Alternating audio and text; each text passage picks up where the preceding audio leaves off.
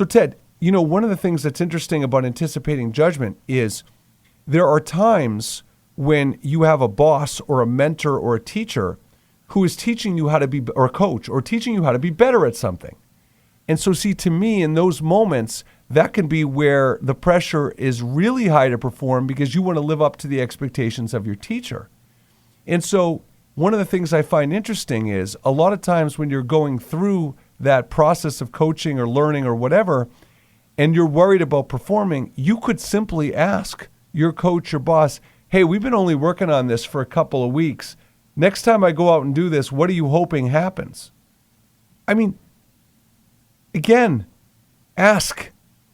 And Ted, we've talked about this on the show before, and I will say this until I'm blue in the face. If you are a human being and you have a core value of learning and you like personal and professional development, then I'm going to tell you there's 2 skills that you should focus on. I don't care what you're thinking you need to focus on. There's 2 skills that should be on the very, very top of your list. One of them is how to ask good questions, and one of them is how to listen. And those are 1, 2, 3, 4, and 5, those 2 skills. Yeah.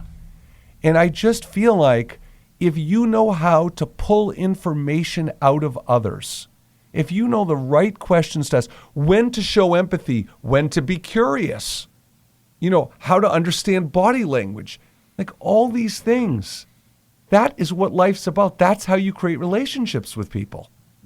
When I talk about anticipating judgment, the one thing you have to ask yourself when anticipating judgment is ask yourself, isn't your own judgment of yourself heavy enough? Like for all the pressure we put on ourselves and all the expectations and standards we want to meet for ourselves, do you really want to add expectations? More importantly, do you really want to add ambiguous expectations of others?